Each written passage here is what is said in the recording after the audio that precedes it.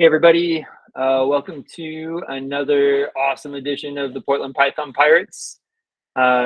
We usually have a website, which I would promote, but it is temporarily down and I don't know why. So working on it. We'll be back up soon and I'll send out a message once that gets back up and running.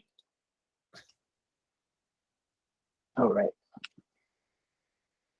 So organizers for this group are myself and then Bryan Holman, who will actually be our presenter tonight as well. So excited to see that. Some guiding principles: we're inclusive, everybody's welcome. We are Python focused. We incorporate other languages when needed, but mainly we focus on Python. We do progressive learning, so many times throughout the year, we'll do some series or something where we'll start out really easy and kind of build, each session will build on another one, and we'll get to something much more complex. So starting off just, what is Python, how to use it, all the way through until around summertime when we're doing maybe working in the cloud, building applications, something to that effect. So we're also collaborative, so we encourage people to jump in and answer questions and ask questions and just kind of make it a conversation. So feel free to jump on the mic if you have something to say. So Ryan's going to be presenting a demonstration on analyzing the 2022 crypto winter using Pandas and Plotly. So for those of you that don't know, crypto winter, right? Maybe Bryan will explain it. So maybe I shouldn't, but you should explain it. I should explain it. Oh, okay, great. I wasn't sure. I was like, I don't want to steal any of his thunder. All right. So what happens, right? So Bitcoin comes out in 2008, and every few years there's been something called a crypto winter. And what happens is it's similar to if you've ever heard of like an AI winter, right? So what happens is people lose interest, or there's some macroeconomic thing that happens or whatever. And so the price kind of tumbles on Bitcoin, which is the main crypto that you'll hear about, and then any altcoins. So that includes Ethereum and others. So what will happen is basically the prices will tumble, and then they'll just kind of bounce around around a low price for like a long time. And these have lasted upwards of 3 to 5 years, right? And then all of a sudden, interest just explodes, and you've seen it, right? You've probably heard about it, where shoots up to 40,000, 60,000, whatever the case may be. And so the crypto winters are kind of these lulls in between these bull markets, right? And a bull market meaning like prices are going up at the time. So right now we're experiencing quite a bear market in all the markets, including crypto. So they're calling it a crypto winter. A little background. So we'll go over some, not so much news, but resources. Bryan will do his presentation, and then we'll do a Q&A session at the end. So I'm going to start dropping these links into the messages. So the first link I want to drop is just a cool article that came out this week, or recently. I think it was on maybe the 20th or something, but it's a Medium article about how to efficiently store pandas data frames. Okay, so how to minimize the memory footprint. So it's a pretty short article, but an interesting article. If you work with pandas a lot, you may find that useful. And where I got that from was I get the Real Python newsletter, so weekly newsletter from realpython.com, and I found it really, really useful. They also have a podcast where they cover a lot of this stuff, but I really enjoy getting the newsletter. It introduces me to articles and concepts every week that I wouldn't normally seek out, right? My job's really specific, and so it's really cool to see like some article, updates on Python itself, or things about the interpreter, different things that I don't normally look at. So in this case, they had something on pandas. I thought it was relevant, so dropping that in here. But definitely sign up for that weekly newsletter. It's really nice. I set aside some time and just kind of poke through the articles that I'm interested in every week, and it really helps me stay fresh and diversifies my knowledge of the language. So that second link is the link to sign up for the newsletter. The third one I wanted to introduce in light of this talk is Financial Engineering and Artificial Intelligence in Python. So this is a really cool course that I took from someone who I really like, called the Lazy Programmer. As funny as that sounds, he's very, very knowledgeable about. He got his start in finance, so finance is like his jam. So it's really cool to see him do something on finance. But he has lots of courses on like deep learning and all this stuff. But if you're interested in financial engineering, he goes through a ton of pandas and NumPy stuff, as well as some cool libraries that you can use, and then ends up going into using some AI machine learning for different applications in finance. So very cool. Definitely check it out. It is very technical, so if you're not too keen on math, or you need some recap on maybe your finance knowledge, definitely do that as you go along. Investopedia is a great resource for that. And then Python for Finance Cookbook is a book, so obviously. But this book's really great for a reference, as well as just like as you're learning. So this coupled with that class would really get you up to speed if you're interested in using Python for finance. And backstory of Pandas, if you don't know, was it was actually created by, well, I don't know if it was created. It was Wes it McKinney. comes from the financial. What was that? Wes McKinney's the yeah. That's right. So it comes from the financial world. So the original application of Pandas was on financial data to make it easier to work with financial data, and then it's obviously gone on to be a really popular package in other contexts with data. But so that's kind of background on Pandas. But any of those resources, like those will definitely help you on your journey. I would also, and I didn't include it here, if you go to freecodecamp.com, they have a great introduction to Pandas and NumPy that I think is one of the best ones I've ever used. So if you've never even used Pandas and NumPy, go to freecodecamp.com, and they have a great section on that. And it's absolutely free. All of this stuff, well, except for the book and the class and the but it's not expensive. It's not expensive, right? It's like $10. At any rate. All right, so those are the resources. I'm going to kick it over to Bryan. If you have any questions about the resources or anything, you can ask those at the end too during Q&A. But let's let Bryan get on his way. All right.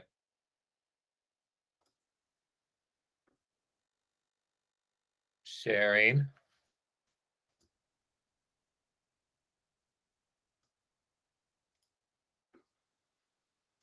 Okay. Can you all see Google Sheets presentation? Yes. Oh, okay, cool. Hi, everybody. Thanks for coming.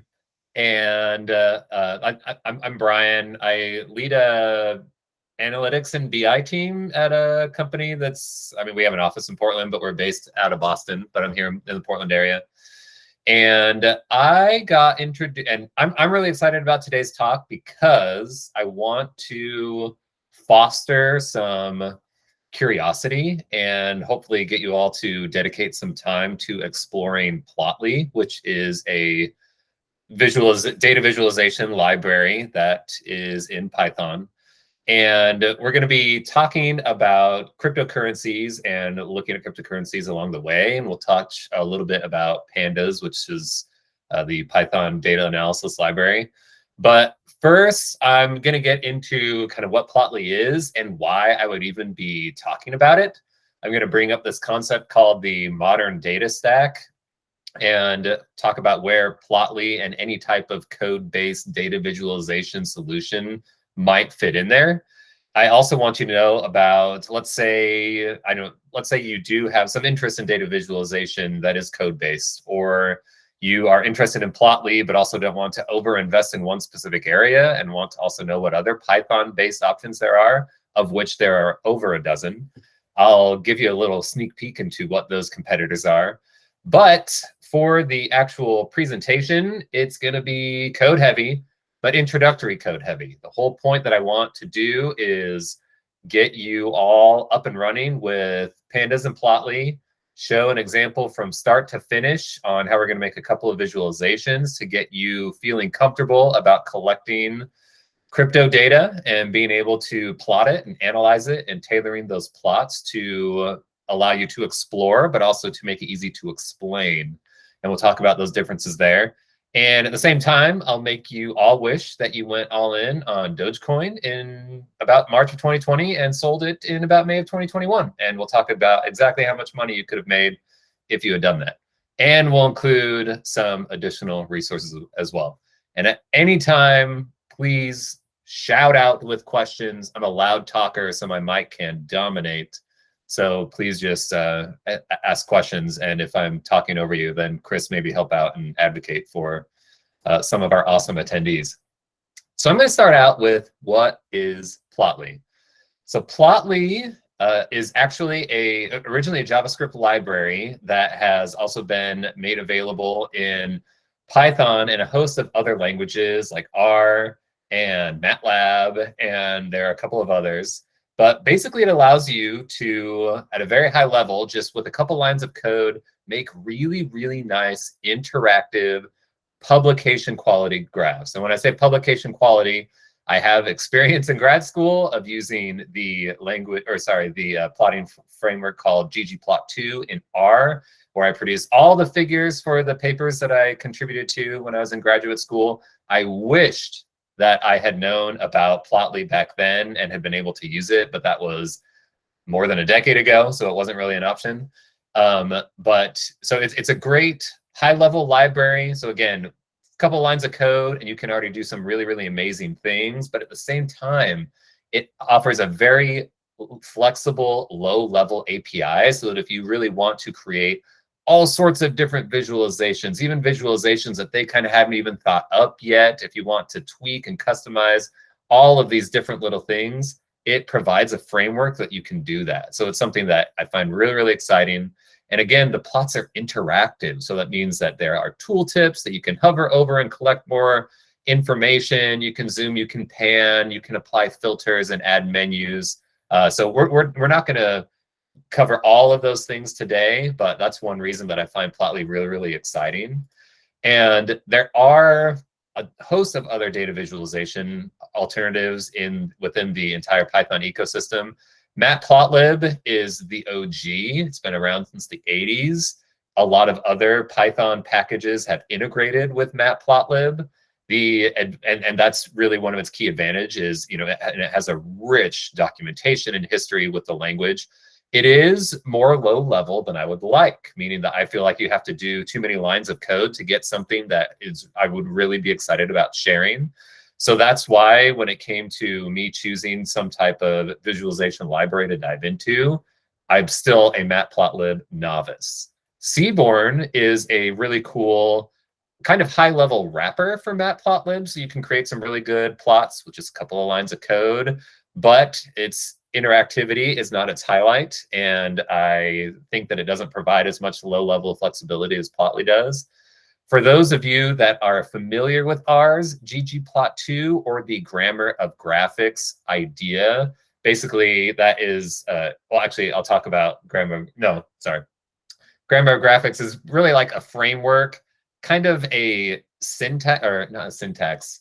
I mean, grammar is a thing. It's like a way that you can describe the elements and what's going on in a plot, and it has a programmatic language associated with it. But Plot9 and Bokeh are both grammar of graphics based frameworks that are also available in Python. So if you are at all interested in data visualization in general and wondering where Python can really shine, I would definitely encourage you to check out Plotly, but we'll do that a little bit tonight.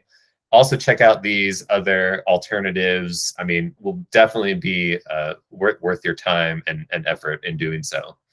So again, I chose Plotly for our specific use case because it's interactive, web ready, production quality is amazing, and it supports high level and low level flexibility kind of out of the box. And there's a bunch of great documentation on it. So why even use a code-based graphing library in the first place? So I work in a business intelligence analytics team. So, you know, we have a whole host of solutions that we use in order to take data from our applications. We have a healthcare, but like web-based application that we collect a bunch of data from. We get it in a data warehouse, and then we surface it to a business intelligence tool like Tableau or Looker. And if you haven't heard the term before, the term modern data stack is really an idea or a concept that has really evolved in the analytics space, where there will be different tools for identifying data sources that are valuable and collecting all of these data sources, or the ingestion stage, putting them in a single place, like a data lake or the early parts of what they call a data warehouse, transforming all of that information into something that's more usable by actual analysts or business users. And then instead of just providing, let's say you're somebody that wants to make key business decisions based on data, if we're nice, we don't just say, well, hey, here's a bunch of data in some CSV file somewhere. It's no, we have a team that has thought about how we can surface this information to you in a way that is most helpful. And 99% of the time, the most helpful way is through some type of visualization. So people will use Looker or Tableau or Power BI or some other type of business intelligence software in order to accomplish that. So if you want to communicate interesting things about data, then visualizing the data is the best way to do that. And so while there are BI, so business intelligence tools that can accomplish that for you, I've found that there are two primary points in this entire data stack or data framework where you need something that's a little bit more hacky or a little bit more code-based so that you can check yourself on what you're doing. And that's kind of in two spots. So one, if I am working on some big data transformation, so that's, hey, taking data from a combination of sources kind of in a raw, unstructured state, and I want to move it into something that's more structured. I could be using Python with Spark or Python with Apache Beam or SQL in order to accomplish all of this.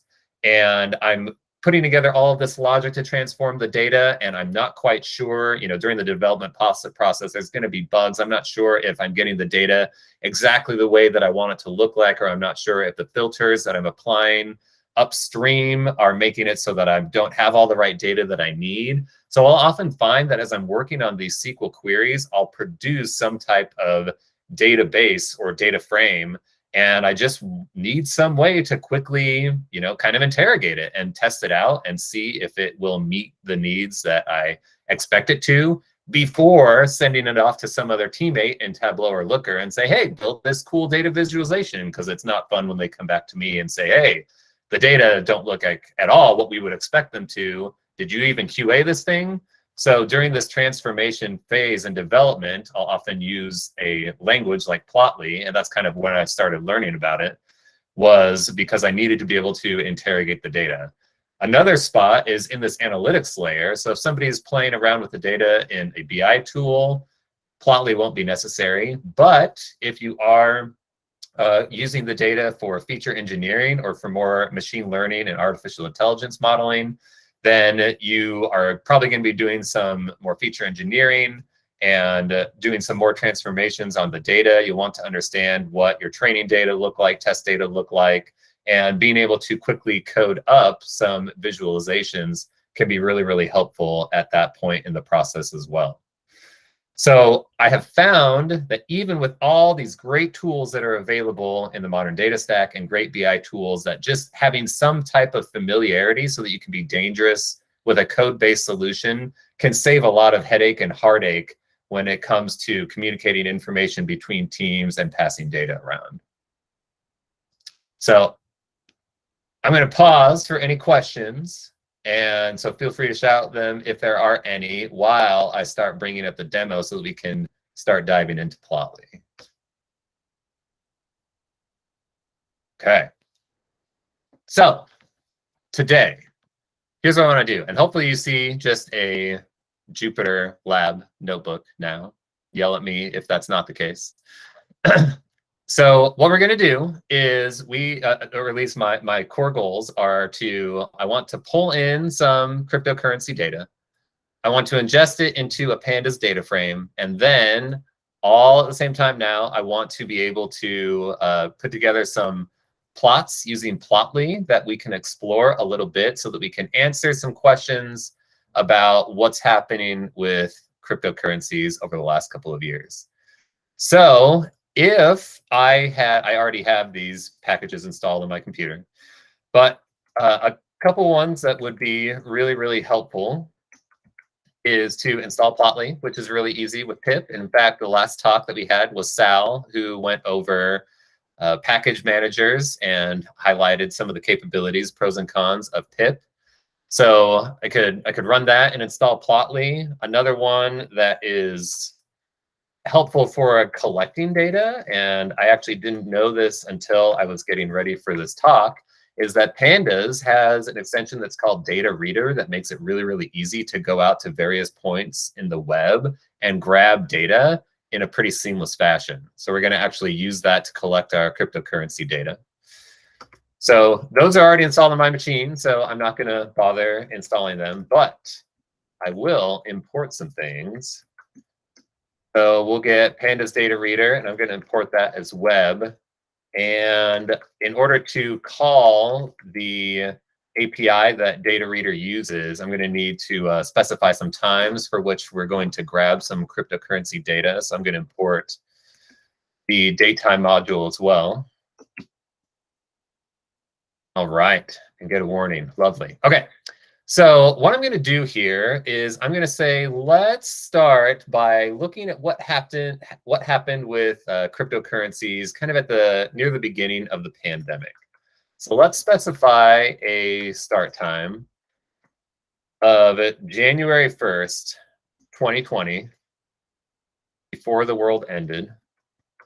And then I'm going to grab some data up until now.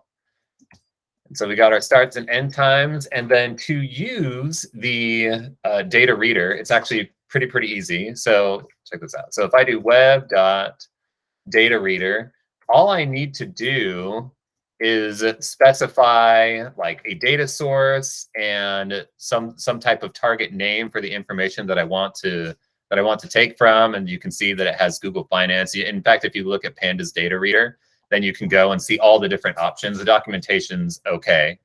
But what I can do is I can say, let's just say that I want the prices for a couple of different coins. We'll go with Bitcoin, obviously, classic.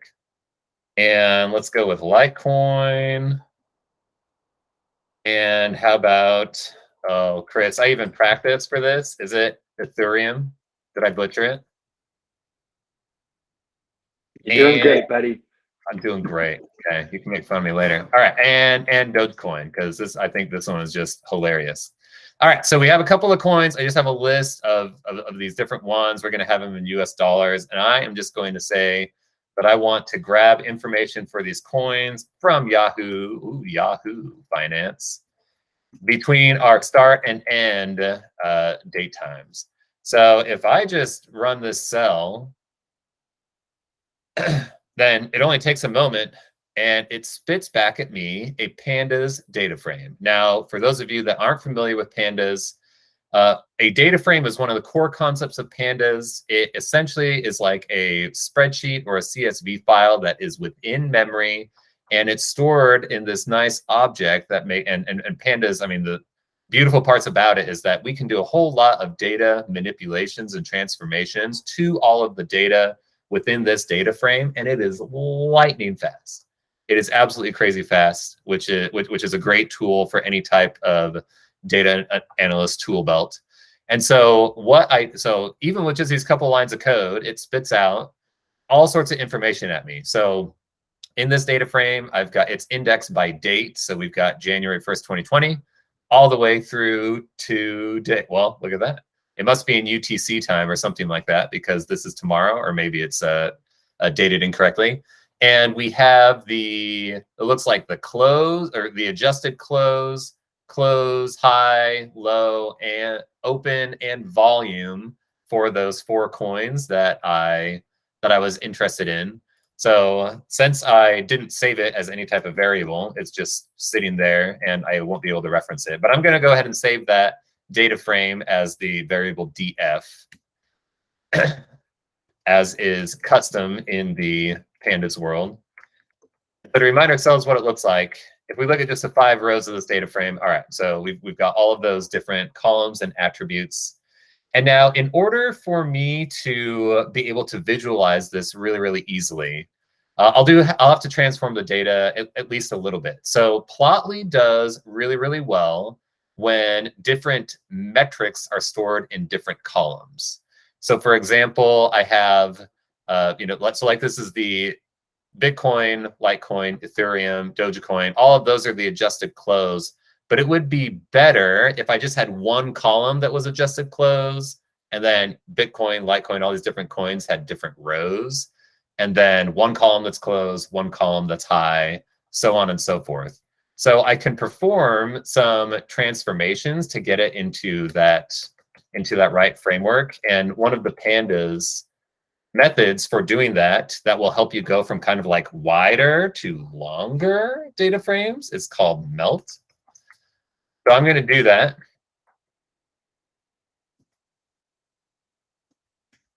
And to show you what that does, well, there you go. So now it turned that really wide data frame and then it shrunk it down so that I still have, or I should say that it made it less wide and now it's just longer. So now all those different attributes like adjusted close, volume, high are now a column.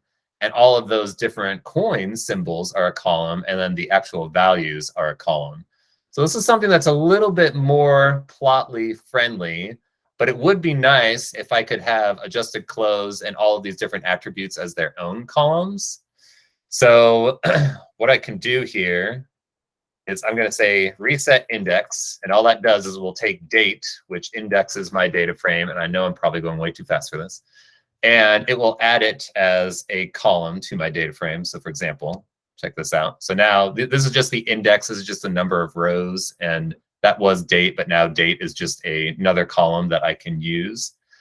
And so in order to get all of these attributes into their own respective columns, I can kind of do the opposite of a melt, which is called a pivot.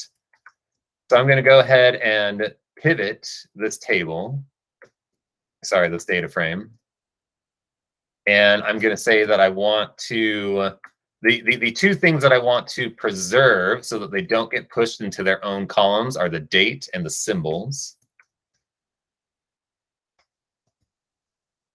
And the column that I want to take and spread out is the attributes one.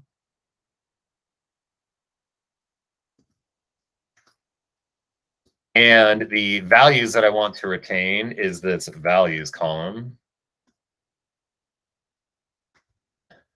All right, and then so if I run this, well, all right, now it looks like we're in business. So now we've got date as the index, and then we have the different symbols here. And now close, high, low, open, volume, they each have their own columns. It's in this weird multi-indexing thing, which I can fix by just resetting the index. Now I have a data frame that's in exactly the format that I want. And now, so far, this has just been, I mean, still, it's only a couple of lines of code, but it's been pure pandas so far. So you don't have to know all these things in order to at least jump in with Plotly. But I will definitely share this notebook after the fact, as well as the little presentation. And so all of this will be at your disposal. I had intended on having something that was a little bit more refined and posted on my GitHub already. We're not there, but we will get there eventually. So this is what my data look like now. So I'll go ahead and just save that to as DF again. And now to remind ourselves what that looks like, here we go. Here's what the first five lines look like. Okay, so now let's start actually getting familiar with Plotly. And in order to do that, we're going to first just kind of create a time series of all of these 4 different coins over the date ranges that I specified. Again, that's January of 2020 all the way through today. And so I'm going to say, all right, let's add a little comment for us here. We're going to do just a basic line plot. So Plotly within itself has a couple different modules of different levels of granularity. So the one that we're going to start with, because it is a great resource for and at the most high level for really simply creating all sorts of different plots, is called Plotly Express. So the convention is to import plotly.express as px. So we'll get that in there. And I want to show you how easy this is to at least just create some type of time series of this data. We only have to do the following. We're going to say, all right, we're going to call this object fig, as is their custom. And I'm going to, the function is line within plotly express. And all we have to do is say that our data are coming from this object, like this data frame that is called df. On my x-axis, I want the column date to be displayed. And let's see, for my y-axis, let's go ahead and just pick the close price. And I can instantiate the object, and then to show the figure, all I have to do is fig.show. And hey, we already have a plot. And so for this plot, it shows us, again, we have the close price here on the y-axis. We've got date on the x-axis, just like we said. If we hover over it, we can see that there's a tooltip, which is one thing that I love about this. Again, it's the interactivity. But the question that I kind of have right off the set is, okay, so what's it actually showing us? It's showing us the close price, but it's also a filled time series. It looks like what it's showing us is the sum of all the close prices for every single day for all of these coins. So I actually want each of the, be much more useful to us instead of just knowing the sum of all of these prices to separate that out. So I can easily do that by I'm gonna copy this line of code that I have here, and I'm just gonna like expand it a little bit and do some tweaks over the next few minutes. So in addition to just specifying what we want for our coordinates, I'm going to say that I want Plotly to assign different colors to a certain column, and that column is going to be symbols. So what that'll do is it'll look at the symbols column and say, all right, well, we have 4 different values in here. So I'm going to assign each one of these values its different color as it generates the time series. So I'll do that. And okay, I think this is looking more like something that I would expect here. So now it assigned a different color to Bitcoin, Dogecoin, Ethereum, and Litecoin. You can see them all here on the same axes. And, again, we have, so now the tooltips are coin specific. We have a little legend over here that is automatically generated when I added this color attribute to the function call. And up here, I want to call out a couple of things. So if you get really excited about whatever plot you're doing in Plotly, you can download it as a ping, and there you go. It took a snapshot. It was excited about it, automatically saved it for me. And you can also really easily zoom in on information. So for example, let's say we were really interested in what was going on near the summer of 2021, which we'll dive into a little bit deeper later. All I did was I just clicked and dragged over that specific spot to zoom in, and I can reset my axes by clicking this home button here. There's also some other, so like I can zoom in, and then I can click on this pan tool, and I can pan around, and everything's pretty responsive. It feels pretty good. And again, it's really easy to port Plotly plots into some type of website so that individuals could play around with this. So for example, let's say we were building some type of crypto web app, and you wanted to just let people know, what's the most recent crypto information. This would be an easy way to do that. And we can reset the axis so that they could actually play around with it, which is pretty cool. And so already, like this is cool. We can see all the different prices. But and we can see the different types of trends that were happening. I remember when the pandemic was breaking out and those lockdown orders went into place, it seemed like Bitcoin just tanked. And now looking back at it, it dropped from like 9,000 to 5,000 and change. So that's nothing like what happened at the end of May last year, but we'll get into that in a little bit.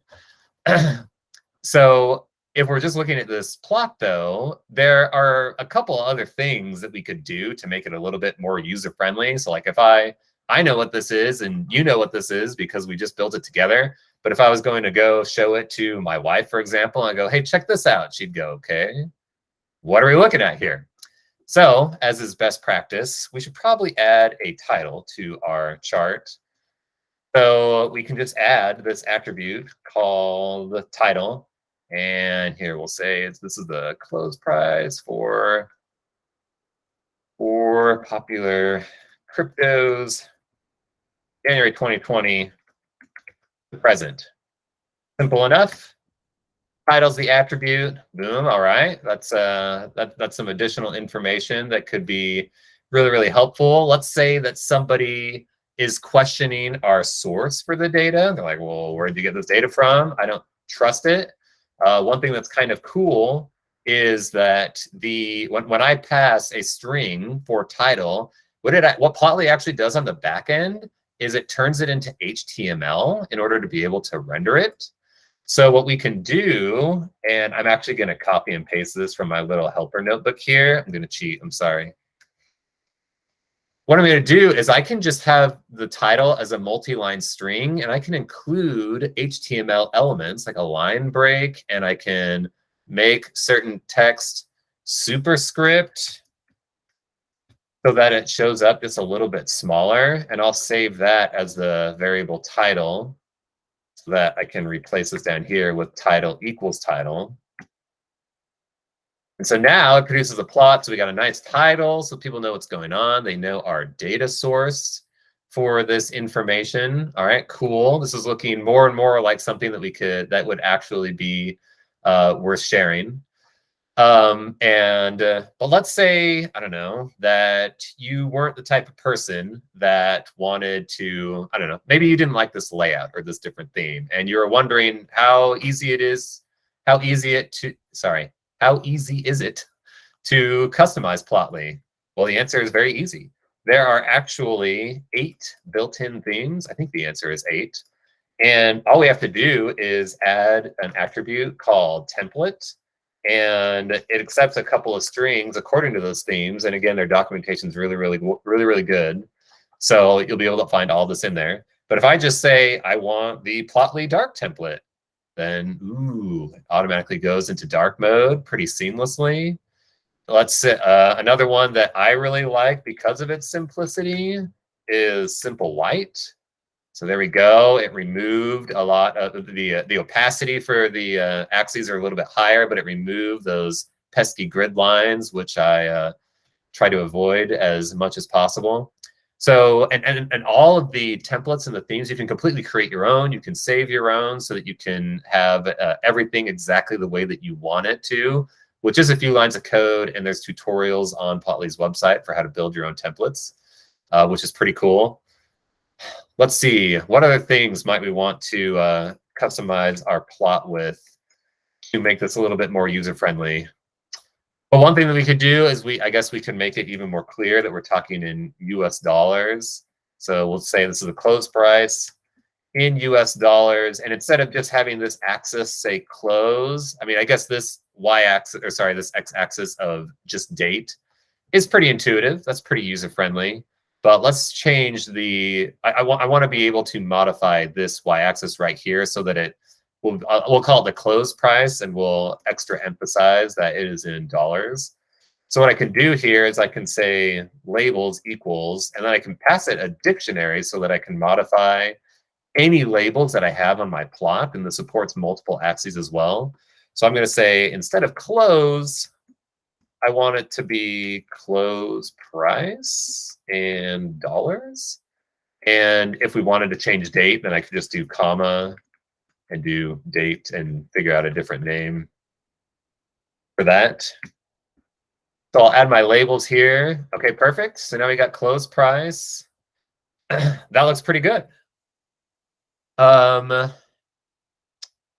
I'm getting happier to how this plot looks, but there is a big glaring problem with this plot, and I don't know if you all noticed it, but it's really easy to see kind of the trend that Bitcoin was having. Not, I mean, to a much lesser degree Ethereum, but Litecoin and Dogecoin are just on completely different orders of magnitude as some of these other coins. So it's really, really difficult to see what type of variation is actually going on there. And because the orders of magnitude are just completely different. So how can we visualize that kind of in one chart so that we can see the variation in all of these coins together? Well, being able to visualize variation in values of different orders of magnitude is a classic problem. It's, I mean, one that's not completely solved in data visualization. I'd say it's a case-by-case scenario. But one thing that we could try is instead of plotting these close prices on a linear axis, so it's 0, 20K, 40K, 60K, all evenly spaced, we could try a logarithmic axis and potentially give people nightmares if they hated logarithms in high school. So, but I want to highlight this because it's just so simple. All I'll do over here, and this is the real value of Plotly Express, is that they just thought through, all right, what are all the different ways that people customize line charts and time series, and how can we make it as easy as possible to customize this? So they have an attribute called log y, and I can just say true. And then automatically it will adjust this y-axis so that it is now log-based, which is cool. We can now see the variation in Dogecoin, Litecoin, Ethereum, Bitcoin, and it's great to have that in our tool belt. But while, the unfortunate part about a logarithmically scaled axis is that it really puts a lot of emphasis on those values that are closest to the axis. So now it looks like, instead of the opposite one where it looked like Bitcoin was dancing all over the place and these other ones were kind of stagnant, now it looks like Dogecoin is the big mover and Bitcoin and Litecoin and Ethereum are dancing, but not nearly as much. So I think what I'll do instead is this. I'm going to get rid of this log y equals true, and I'm going to introduce the concept of facets.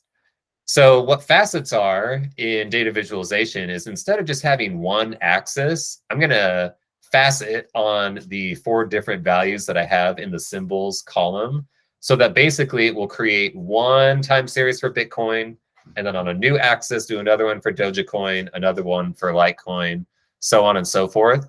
And again, they have thought through Plotly Express so well. This is really, really easy. I'll say I want to facet on rows. So I'll have one row for each. If I wanted to facet on columns, then I could just do facet col. And I'm going to facet that on the symbols column, which again, the symbols column is the one that contains what the different types of coins are that we are analyzing. So I'll say facet row symbols. All right, now look at that. We have now all 4 of these on their own axes, but the default apparently is to garble up these labels. So we're going to have to clean that up. And it included all of these on the same axis. So all of them go from 0 to 60K. So we can fix that. So, and so this is where, again, to highlight some of the cool things about Plotly. So for Plotly Express, while there was an easy way for me to say, hey, I want each one of these lines in their own facet, they don't have a high-level wrapper for, and I want each of them to have their own axis. But this object, fig, that is returned by Plotly Express is what is called a Plotly graph object. And the graph object library is something that's a little bit more level, so we can make additional updates to that outside of the Plotly Express library. So what I can do is before I show the figure, I can say, all right, I want to update the y-axes so that they don't match.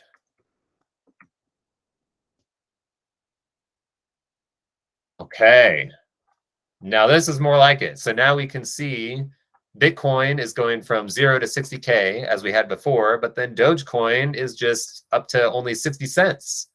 And we can see each one of these individually, and I can still do all of the same zooming and interactivity that I had before. I can say, hey, I want to see, I don't know, from this time range to this time range, and we'll zoom for all 4 of those different facets. So really great exploration tool. And again, for the very last part, what I'll do here to get this really production ready is I hate how the default is that they want to provide additional information for all of these different facets and these different labels. So what I am going to do is I'll actually do a little bit, excuse me, so this is a little bit hacky, but each one of these labels is called an annotation in Plotly. And there is a function called for each annotation. And I'm just going to do a lambda here. And I'm going to update the text elements for all those labels to be nothing. And then instead of this close price being written on top of each other, I'm just going to say that the close price is an empty space or an empty string. And so there we go. Now we got a nice plot. Each one of these coins has their own own row. We don't have any garbled up labels anymore. We can see the trends that are going on with each of these. At this point, I am pretty happy with this. And I would say that we're probably ready to dive into a different type of plot that Plotly offers. But I'll pause for any questions or comments before I do that. Okay. All right, onwards. I am going to introduce all of you to a candlestick chart. Now, Chris, you probably know what a candlestick chart is. I am not one of those types of people that knows these types of things. Yeah. It's really easy to create one in Plotly. So again, I mentioned that Plotly has like this, when you use Plotly Express, it returns what it calls a graphed object. And so what we can do is for a candlestick chart, there isn't a Plotly Express high-level function that will easily create a candlestick chart. And I'll explain more about what a candlestick chart is after we create it. So what we can actually do here is we can import that lower level graph objects module, and the function is to save it as geo. But we'll grab that, and what I'll do here is I'm going to pick on one of these coins. Let's just pick on Dogecoin, and I'm going to actually save it as its own data frame here. So I'll call it df Doge. And what I'm going to do is I'm going to use a pandas function called .loc, which what that does is I apply a couple of conditions and it will return every single row in our data frame, which is df, that meets those criteria. So what I'm going to say is that I want all the rows where df symbols is equal to Doge USD. So this is, hey, let's get only the Dogecoin data. And let's grab, I don't know, these time plots are looking extremely large here. Let's just restrict it to, I don't know, we'll dive into May of 2021. So we'll have a start time. We'll say all of the dates that are greater than or equal to May 1st, and whoops. And those that are less than or equal to the end of May. Okay, so here we go. So all I did is, so now I have, so this is what the top of this data frame looks like. So it's the same type of data frame, but now it only includes Dogecoin data, and it only has May of 2021 within it. So in order to plot a candlestick chart, there is a graph object that does have a candlestick function.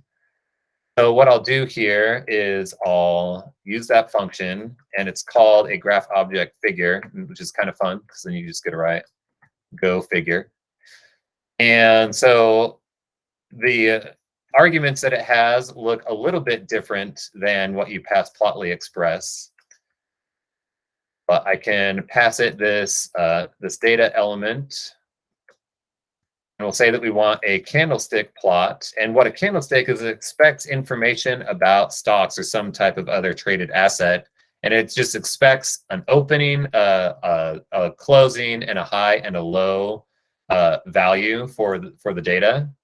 And so I'm going to say that for my x-axis, we're going to use the date column. And for open,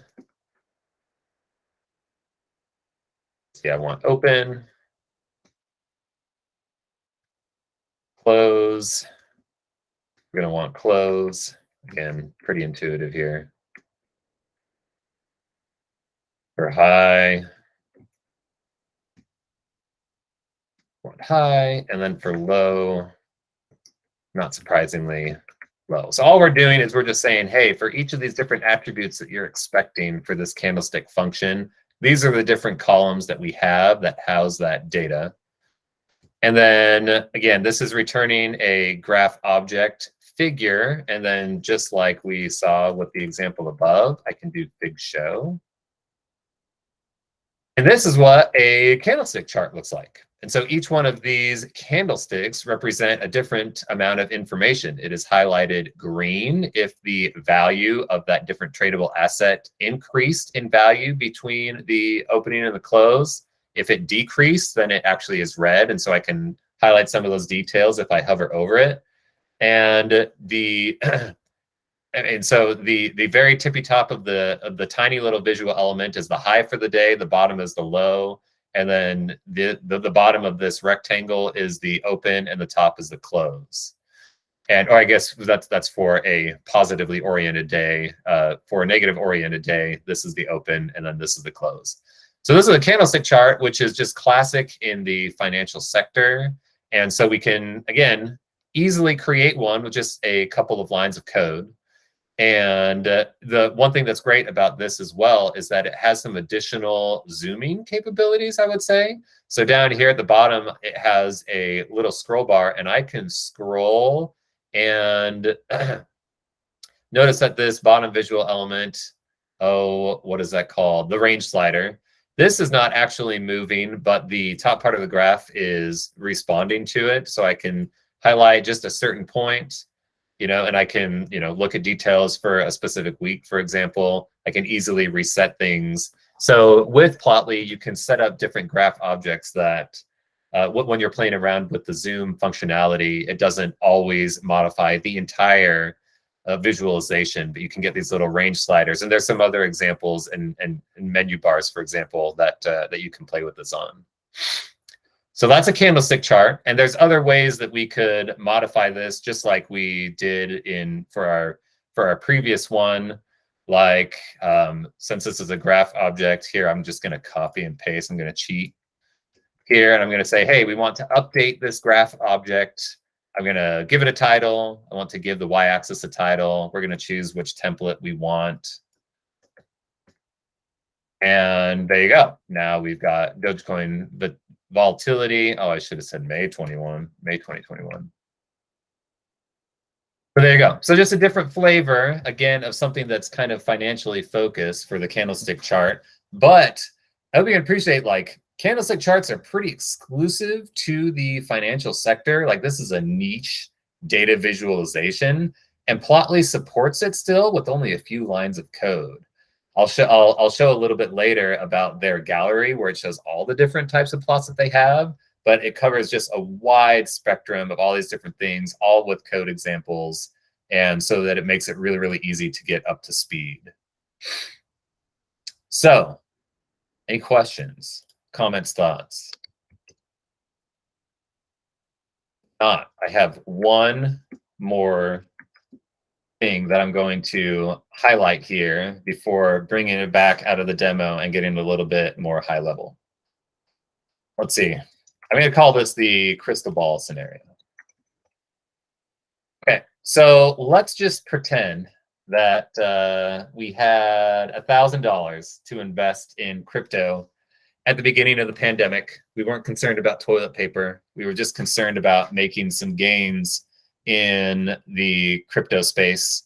And we were able to invest right after the cryptocurrencies kind of took a nosedive after the worldwide lockdown orders. Actually, it was before the lockdown orders, but it was right after the WHO declared COVID-19 a global pandemic. I believe that was March 11th. And we put $1,000 into one of these cryptos, and then we sold it in May of 2021. And now, why am I picking on May of 2021? Well, there was May of 2021, we can go up here. For many of these coins, was its highest point that it has ever gotten. Bitcoin actually had a little bit of a resurgence in October, November, and eclipsed over $60,000 per coin, which is insane. But if you look at Dogecoin, and actually Ethereum actually had a resurgence in November as well, but also Litecoin, the highest value that it ever had was near the middle of May. And so this was right after Tesla announced, so the Elon Musk announced that you would be able to buy like a Tesla in Bitcoin.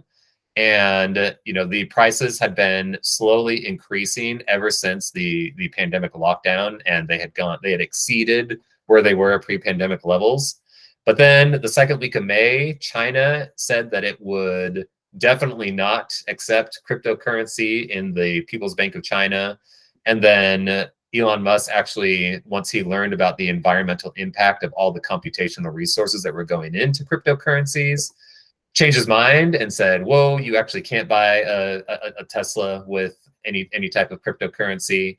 And so basically, sentiment went a little bit negative. There was a massive sell-off. And so, but what we're going to pretend is that we had a crystal ball. We knew that investing in cryptocurrencies in March of 2020 was a great idea. And we just knew that the middle of May 2021 would be the perfect time to sell. Let's say that we had put $1,000 into one of these. How much money would we have ended up with if we had sold it after the fact?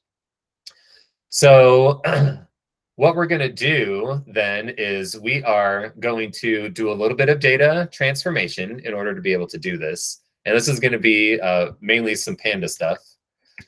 If we look again at our data frame, what we want to do is we essentially want to extract the lowest value on, I believe it was, let's see, what date should we pick on? March 13th, 2020. That was the lowest that Bitcoin, Dogecoin all collectively got. And so we're going to grab the low value for that date for each coin. And then we're also going to grab the high for May of 2021. And then we're just going to compare the ratios between the two, multiply it by 1,000, and that'll give us how much money we theoretically potentially could have made. And so if I take this data frame, and what I'll do is I'm going to, again, use this .loc function. And then I can pass it some conditions, and then it will return all the data that match these different conditions.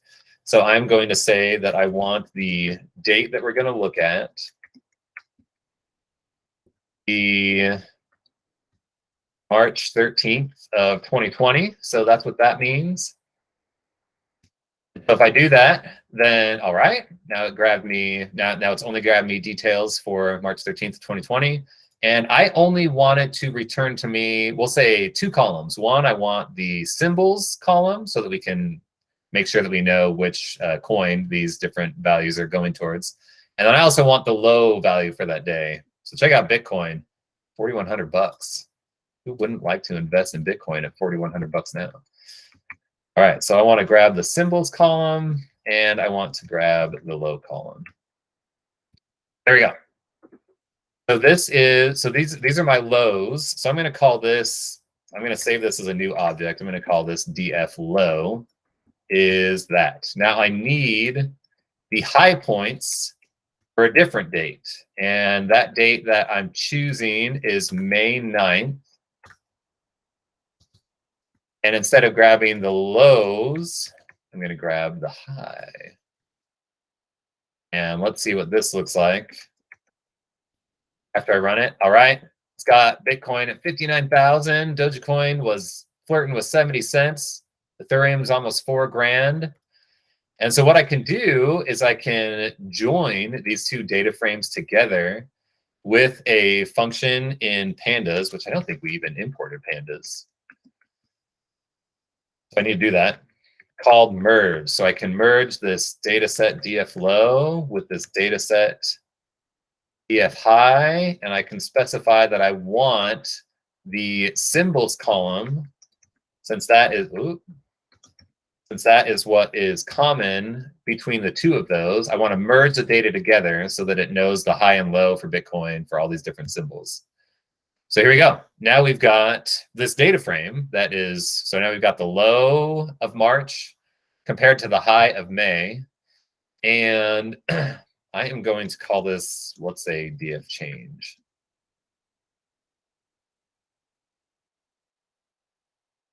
Okay, so that's what that is. And I'm going to do a couple different things to it. For Pandas, you can easily apply simple math to each one of these columns here. So I can say that I'm going to, because what I really want to do is compare the ratio of the high to low, and I want to save that into some format that's helpful.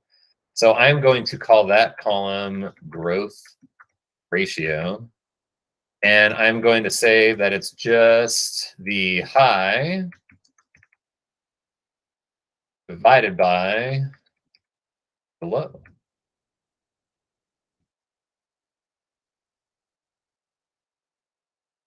So now we have this new column that's called growth ratio. So we can see that Dogecoin, between those two values, grew almost 560 times.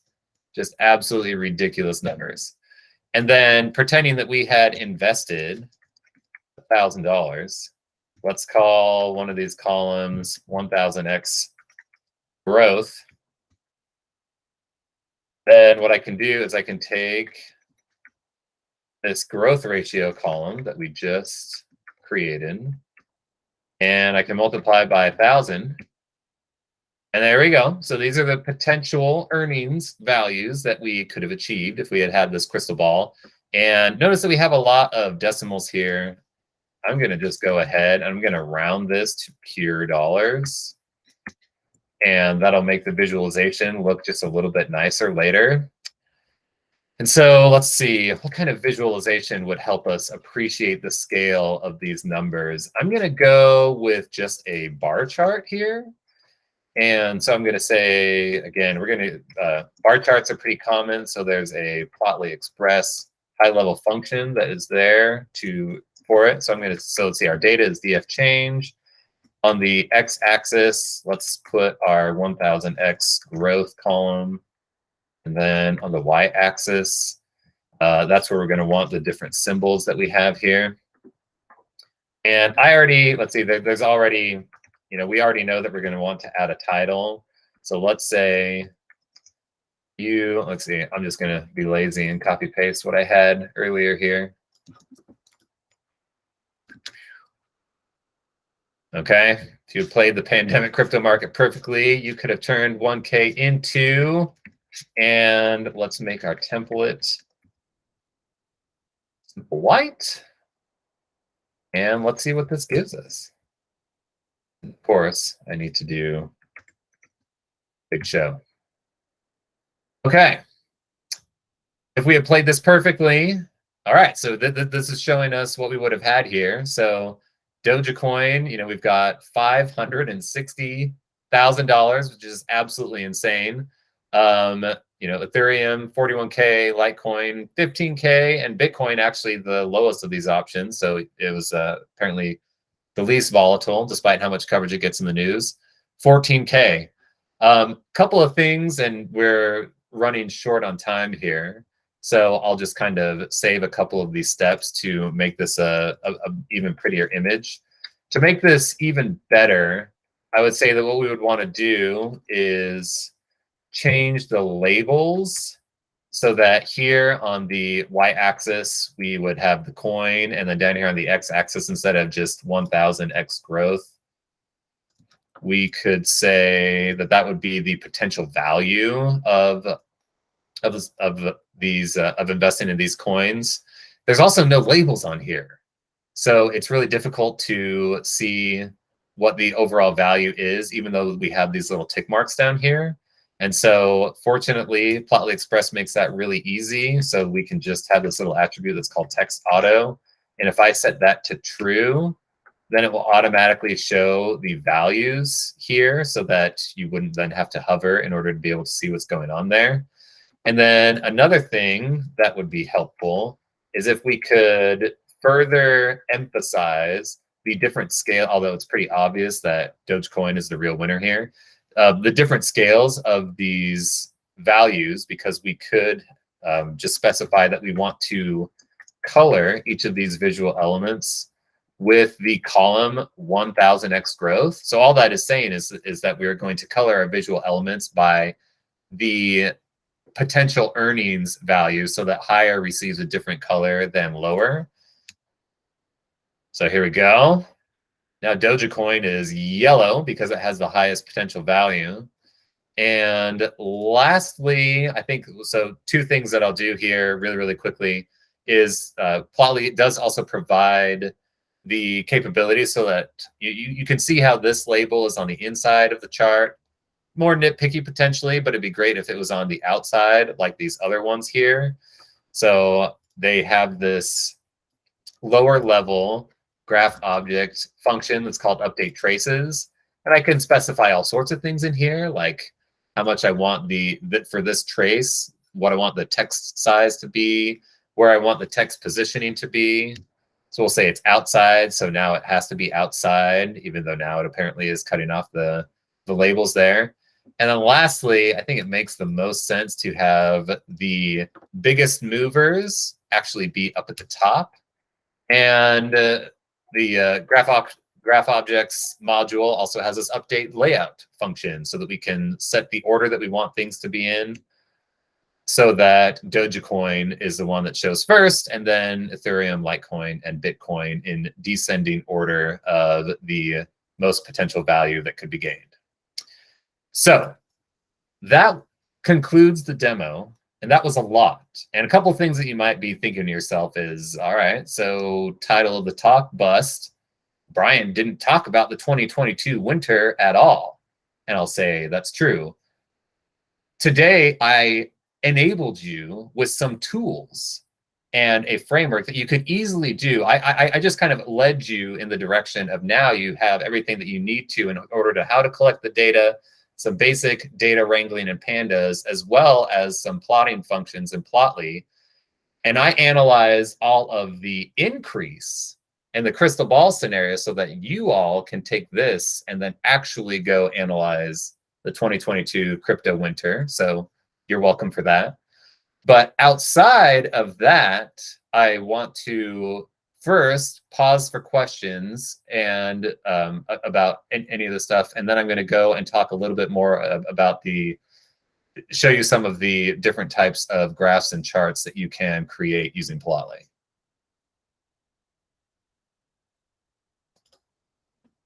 Okay. So Plotly's website is pretty easy to find. It's plotly.com/plotly. Let's go there. Check out all of these, excuse me, different chart types. So, I mean, they even have them labeled into categories. So, I mean, basic chart types here, they got scatter plots, line plots, bar charts. We looked at those. They even have more basic charts so you can get into all sorts of different things, including Sankey diagrams, everybody's favorite, data visualization one. All sorts of really intense things, and Plotly that created with really not that much code. Statistical charts, all sorts of financial ones. We looked at candlestick charts. I basically just looked at some of the code on this demo in order to be able to construct what I showed you today. They've got ones that are AI focused. They also have where is it? Did I already over it? So they have a bunch of them that are related to maps, and they have all of these different polygons for the different states of the United States and countries of the world. So just an endless number of examples that can get you up to speed. And for that reason, and these reasons that I hope to be able to at least give you a teaser taste of, is that it's really easy to get up and running.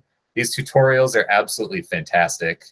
And so it's really easy to just come on here and to look at how they're grabbing the data, how they're potentially wrangling the data, seeing what is returned by these various functions, and so that you can recreate all sorts of really, really cool plots and impress your friends, but also potentially your employer if you have any type of data visualization needs without too much lift.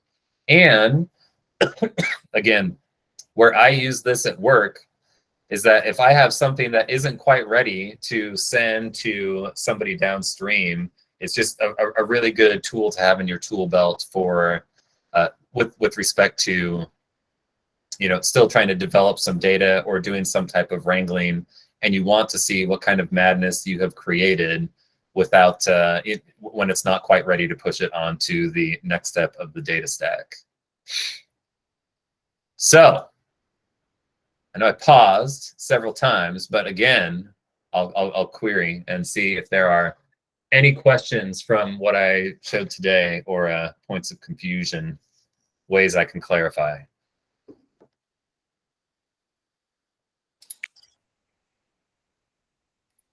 Yeah, so we have a question from Jay Paolo. What would be your favorite package to use for time series forecasting? I have mine, but do you have one? Your favorite? So I'm actually not very knowledgeable in the sphere. Unfortunately, my history is biased, I guess you could say, into the realm of healthcare provider data, where time series forecasting doesn't have a ton of applicable use cases, and meteorology, where time series forecasting definitely has lots of interesting use cases, but we have sophisticated multi-million lines of code weather models that do the heavy lifting for that, and then the amount that you can extrapolate those data into the future is only on the order of a week or two, and time series alone based models don't do that much help. You just got to have those physics. So Chris, you are probably a better answer for that question. Yeah, so coming from an economics background, I did a ton of time series forecasting, and our instructor made us use something called RATS, regression analysis for time series. It was terrible, and the first time I learned to code. But if you're asking for something more modern, I do not recommend RATS. Facebook released a package called Profit. Oh, yeah. Profit is a wonderful time series package that I've been using a lot lately at work. And it's starting to have some really cool integrations. So for instance, we're building time series models, and it integrates with MLflow, which is an MLOps package that's really, really nice. And so that's been great because it's just native to that. And so Profit has been really taking off recently. So right now, Profit, I would say, is my favorite time series forecasting package, at least for Python. And there you go. Even though I'm not, an opinion of mine isn't warranted, I have heard of Profit, and they have a whole post that when they released it, because that's still pretty new, right? Or at least sourced, yeah. Totally. Yeah, it was recent that was released. So,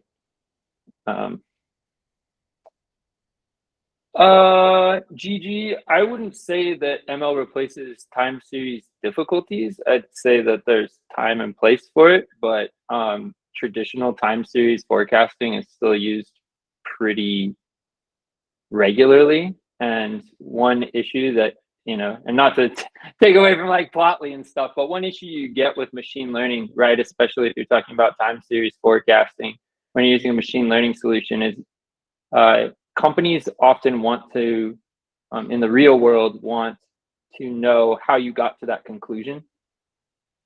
And if you're using something like deep learning for time series forecasting or something to that effect, right?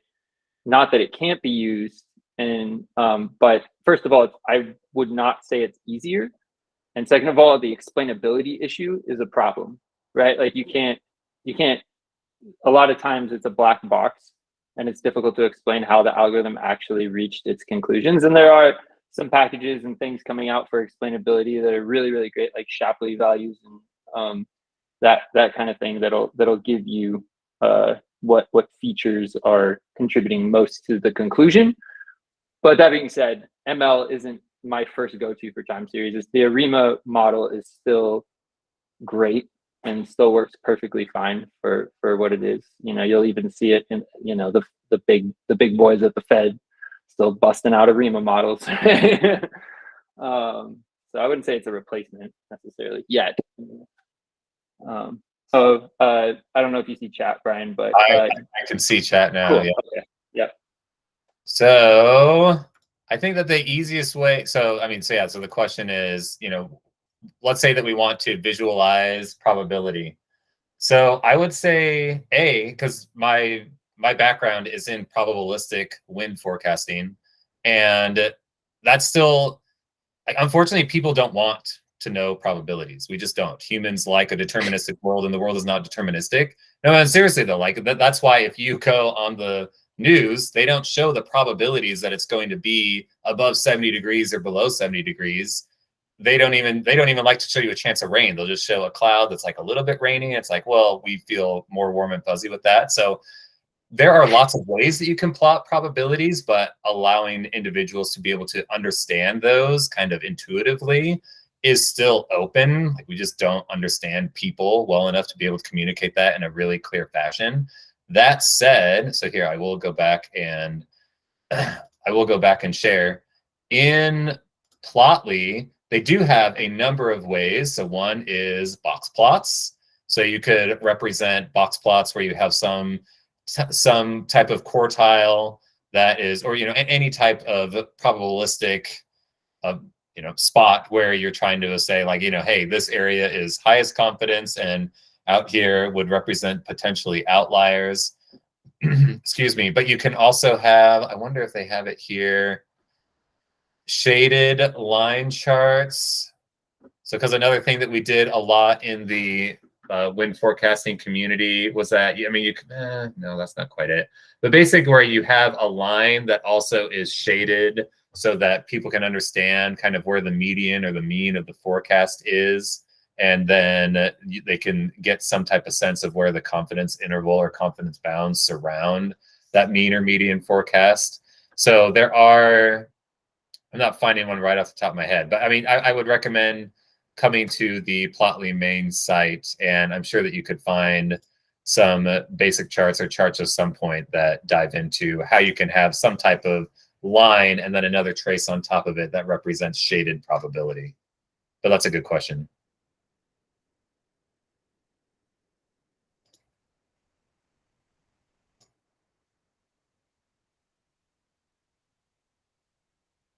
Hey, thanks for coming.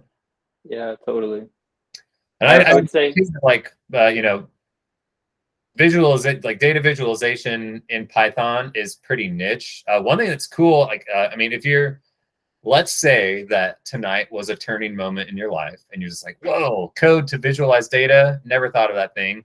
Another thing that would be cool, just if you want to geek out, is the visualization. It's a JavaScript library called D3, and it is, just incredible. I would check it out. We can post a link here. There's actually one of the creators, he worked at the New York Times as part of their data visualization and data journalism. His name is Mike Bostock. He's really active on GitHub. He's got this just a really, really big following. And it's cool. The O'Reilly textbook is written by this guy named Scott Murray that just lives in East Portland. And I've got to have coffee with him. Just totally chill dude. He now works for O'Reilly, writing books and stuff like that. But so D3 is another really cool thing to check out. Because just the things that you can do with that, and that some people do with that, that's their whole careers, is freelance investigative data journalism, and it's really, really cool stuff. You can get, again, on Free Code Camp, they have an entire section dedicated to D3, which is awesome. I haven't taken it, but everything else I've done from Free Code Camp has been super duper helpful. So I assume that's probably just as good, but it's part of their data visualization certificate that they offer. So check that out if you're JavaScript. What's that? if you've got the stomach for JavaScript. Yeah. Well, that's a different topic, yeah. Yeah. I mean, yeah. I was gonna ask you, were you thinking of something like a QQ plot or something? I was trying to remember what it was called, but the QQ plots where they plot, based on the 45-degree angle, the 45 degrees of your plot, like how close your plotted probabilities line up with that line will tell you what kind of distribution you have. Just a different way to show like a distribution plot. I'm not sure if you were, I mean, it's really just a glorified scatter plot, but kind of, or an ordered scatter plot, I should say. You've got me, Chris. Okay. So, I mean, but they do have the distribution plot. I mean, so fortunately, all weather data is pretty much normally or truncated normally distributed, so it's pretty easy to see. So that's laziness on my part, but I mean, they do have, which is fascinating, by the way. That it's all normally distributed. Yeah. But I mean, so they do have an entire web page that's devoted to statistical charts, and it looks like there are 16 on there, and so you can feel free to dive in. Very cool. Now let me pop this. I'll pop the D3 free code camp class in there too. Cool. I mean, I don't have any questions. I think that was super useful, and I have myself had to wrangle matplotlib in the past. It's a better one. Well, I won't call it a pleasure. It was insane. Took me hours and hours, and looking at this makes me sad for my past self. So, but yeah, super cool, super useful. I'll definitely be exploring that much more. And then, are there any final questions for Bryan before we wrap up? I know it's a little late, but. And if not, well, I mean, one plug that I'll do, like, I mean, honestly, data visualization isn't my favorite spot to spend coding. Like, I mean, I would rather do more technical, geeky stuff like the data wrangling, data engineering. But like in terms of the needs that businesses have for getting use out of their data before they need machine learning, before they even know that they need a data warehouse, before they need data engineers, they will have a CSV file somewhere or some type of data in this, different spot. And, they will, and they'll need somebody to be able to understand that information, probably with like pandas or R, and then be able to just plot up some visualizations from it. So this is like step one in terms of what a business needs. So it's definitely worthy of anybody's time to dive in and understand how to bend visualizations according to your will. Yes. Totally. Yeah. I second that. There's not enough people that are good at visualizing, including myself. I'm not very good at it, but anyway, right on. Well, Bryan, thank you so much for presenting. You'll be back because you helped me run the Python Pirates. I will. You're kind of an important piece of the whole puzzle, but that's awesome that you did that. You've inspired me to probably come back and do a presentation of my own. So I'm going to think hard and hopefully come back soon. If anybody's interested in presenting, by the way, please feel free to reach out to either myself or Bryan. We're both on LinkedIn. You can reach out through Meetup, whatever you like. Also the Slack channel. If you're in the Slack channel, again, the website's down right now, so we need to actually get a link somewhere to the Slack channel because I think that's not available right now. But nevertheless, reach out to us if you're interested in doing a presentation. Doesn't have to be super complex, just something you're learning, something you think is interesting. We're happy to host you and have you present. So best way to learn is to teach. 100%. Yep. So that was why we started this group in the first place. All right. Well, thanks for attending and listening and checking it out. Yeah, thanks, Bryan. Appreciate it. Thanks, everybody. Have a great night. See ya. See ya.